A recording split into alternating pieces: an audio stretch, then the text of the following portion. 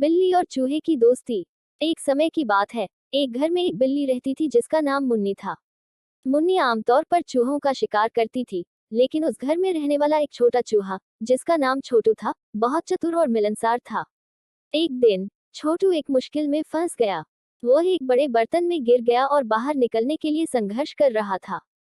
मुन्नी ने उसे देखा और हमेशा की तरह उसके मन में शिकार करने का विचार आया। लेकिन छोटू की परेशानी देखकर उसे दया आ गई।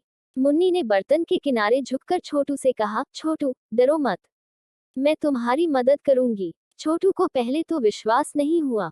वह जानता था कि बिल्लियां चूहों की दुश्मन होती हैं, लेकिन उसकी आवाज में उसे सच्ची चिंता महसूस हुई।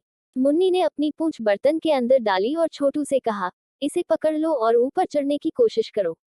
छोटू ने डरते डरते मुन्नी की पूंछ पकड़ ली। मुन्नी ने धीरे धीरे उसे ऊपर खींचा और छोटू सुरक्षित रूप से बर्तन से बाहर आ गया।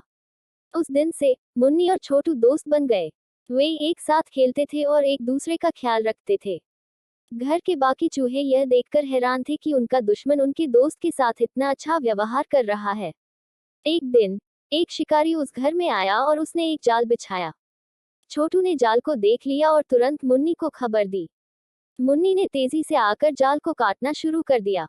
उसके तेज दांतों से जाल के धागे टूट गए और दोनों शिकारी के आने से पहले सुरक्षित भाग गए। इस घटना ने उनकी दोस्ती को और भी मजबूत कर दिया। उन्होंने साबित कर दिया कि प्यार और करुणा दुश्मनी से ज्यादा ताकतवर होती है और अलग अलग प्रजातियों के जीव भी अच्छे दोस्त बन सकते हैं। सीख। यह कहानी हमें सिखाती है कि दोस्ती किसी भी बंधन से ऊपर होती है और करुणा सबसे बड़ा गुण है। यह हमें यह भी सिखाती है कि हमें दूसरों को उनकी प्रजाति या बाहरी रूप रंग के आधार पर नहीं आंकना चाहिए।